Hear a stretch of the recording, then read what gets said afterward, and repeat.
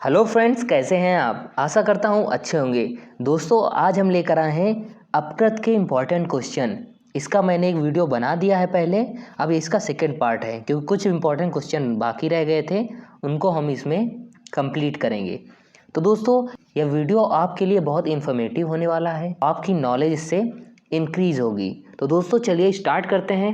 Video अच्छा लगे तो लाइक कर देना और चैनल में नए हैं तो सब्सक्राइब कर लेना।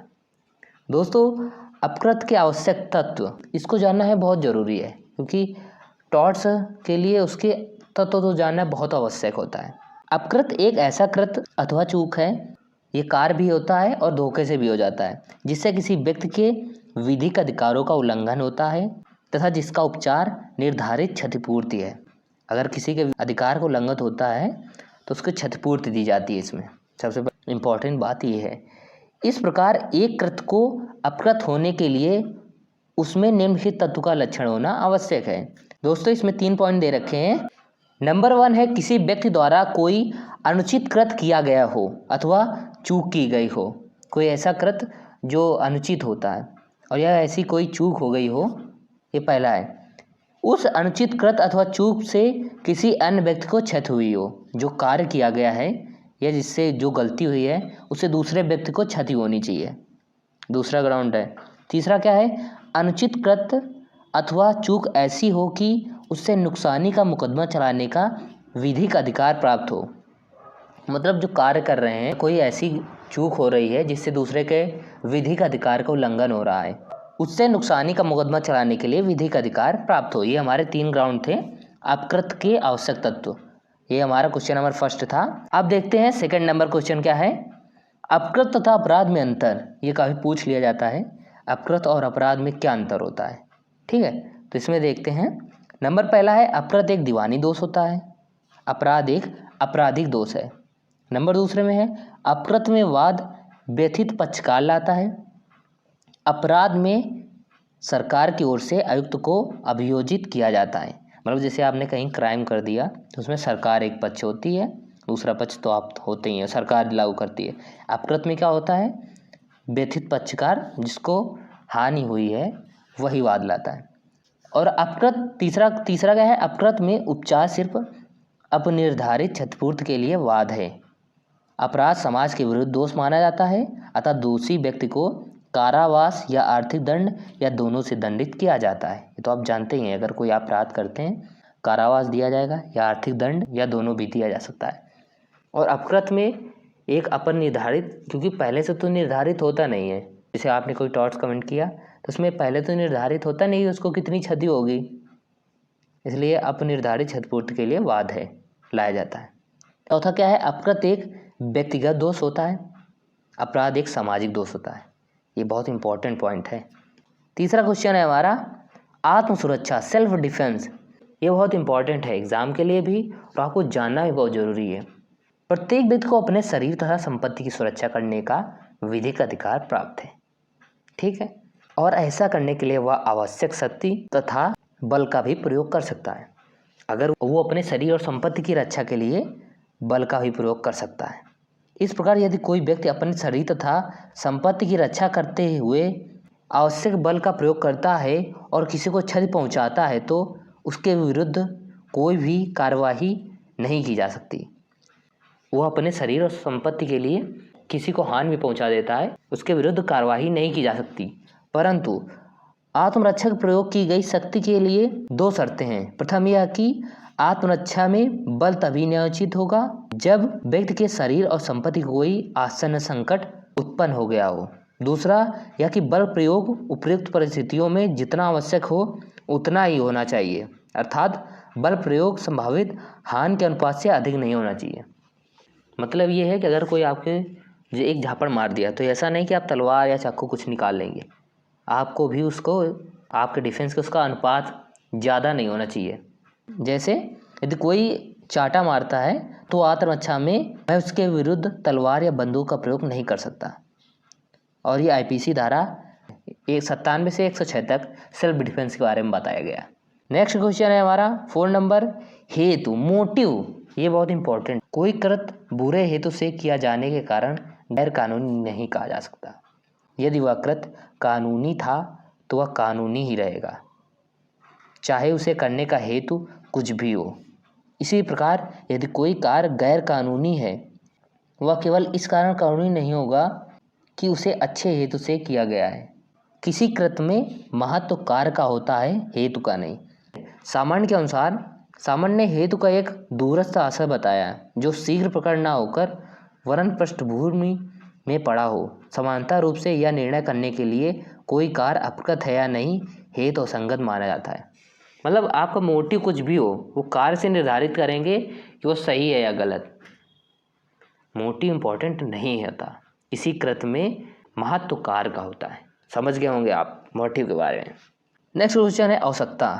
आवश्यकता तो बहुत इम्पोर्टेंट है कि कहीं कहीं पर ऐसी आवश्यकता पड़ जाती है, अगर एक के मारने से 5 की जान बच रही है तो लॉफुल है, उसके लिए आप अपराधिक नहीं है, अपराध नहीं माना जाएगा आपके तरफ। यही दे रखा है। यदि किसी ऐसे कार्य से क्षति कारित हुई है जिसे किसी उससे बड़ी क्षति के निवारण को आवश्यकता से अभिभूत होकर किया गया है, तो वह कार्यवाही योग्य नहीं है, चाहे भले ही वह कार्य किया गया हो। केस दे रखा है कोप बनाम सार्प। कोप बनाम सार्प के वाद में प्रतिवादी ने वादी की भूमि में आग का प्रसार रोकने के लिए प्रवेश किया। यहाँ पर आपको बता दें, हमने हर क्वेश्चन बताया है वादी और प्रतिवादी के बारे में। जिसको हानि या क्षति होती है वो वाद दायर करता है, उसे वादी बोलते हैं। जो डिफेंस में होता है उसे प्रतिवादी बोलते हैं। तो आते हैं अपने क्वेश्चन में। भूमि में आग का प्रसार रोकने के लिए प्रवेश किया। वादी की बगल वाली भूमि में प्रतिवादी का स्वामी आखेट खेलता था। प्रतिवादी का कार्य अपने स्वामी को वास्तविक आसन खतरे से बचाने के लिए युक्तियुक्ता आवश्यकता माना गया। यह निर्धारित किया गया कि प्रतिवादी अत्याचार के लिए उत्तरदायी नहीं थे। मतलब वो उसके घर में आग लगी थी, वो उसके बचाने के लिए गया, प्रवेश कर लिया। उन्होंने आवश्यकता हेतु बचाने के लिए वहाँ से प्रवेश किया था, ना कि उन्होंने अत्याचार के उससे उद्देश्य किया था। तो यहाँ पर आवश्यकता का ग्राउंड मिला उसको। ठीक है, ये हमारा क्वेश्चन आवश्यकता का था।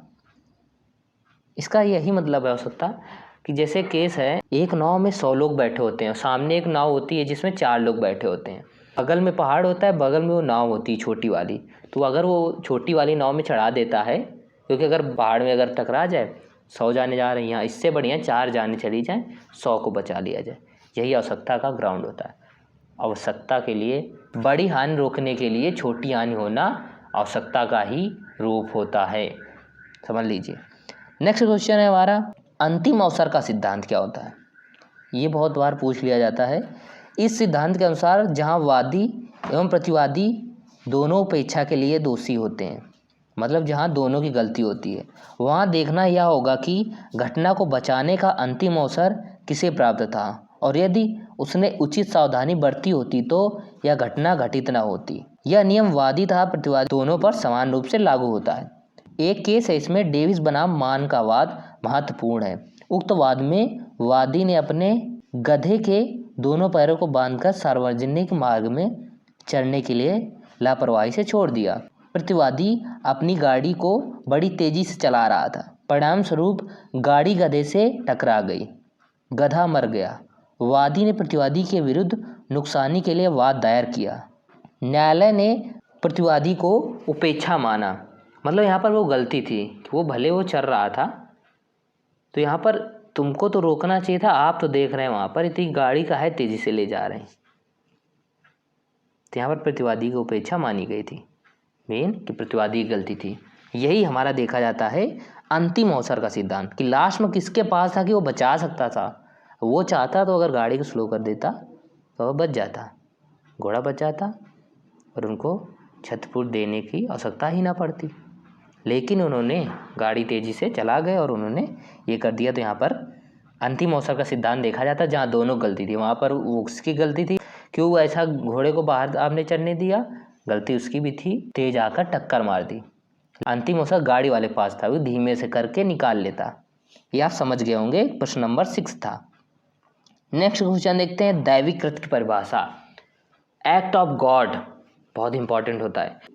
अगर एक्ट ऑफ गॉड के द्वारा कुछ कार्य किया गया है जो मनुष्य के हाथ में नहीं होता, तो उसके लिए वो लायबल नहीं होता। यही दे रखा है। दैवीकृत प्राकृतिक शक्तियों के अप्रत्याशित प्रचलन को कहते हैं, जिसको मनुष्य साधारण बुद्धि का प्रयोग करके पुनर्निर्माण नहीं कर सकता। दैवीकृत का बचाव समान वाहक को भी प्राप्त हो सकता है, किंतु उसे यह सिद्ध करना पड़ता है कि दुर्घटना बिना किसी मानवीय हस्तक्षेप के तथा प्राकृतिक कारणों से घटी है तथा सामान्य दूरदर्शिता एवं साधनों से बचाई नहीं जा सकती।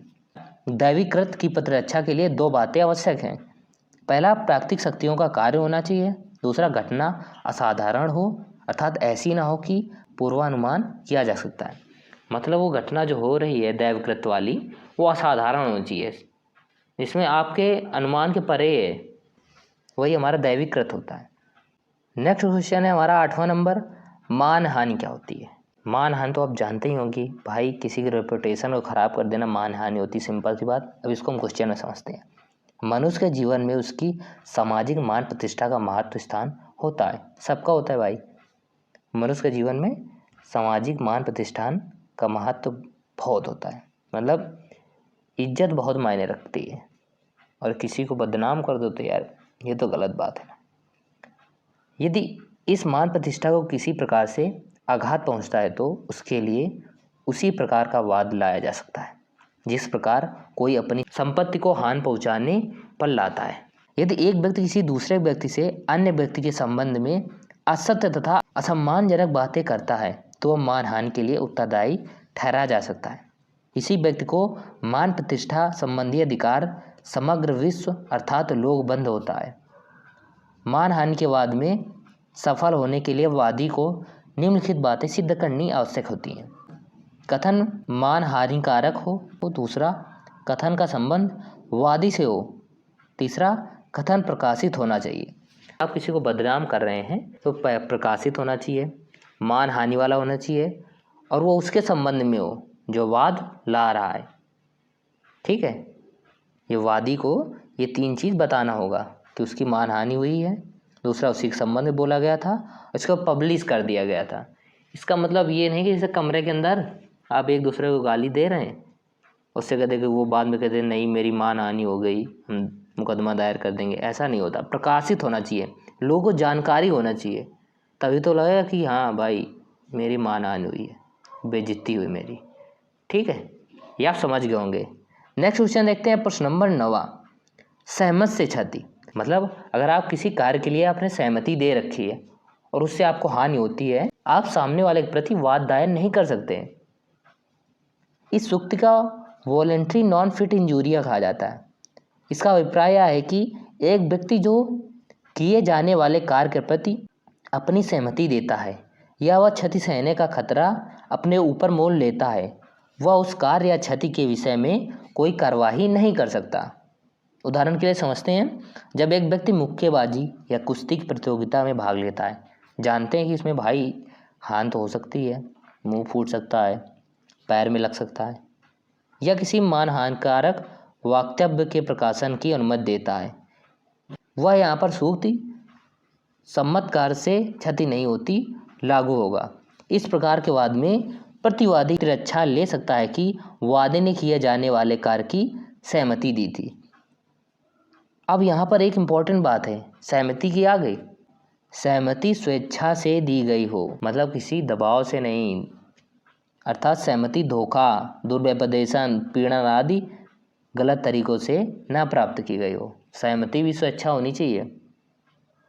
ये हमारा था सहमति से क्षति। प्रश्न नंबर 9।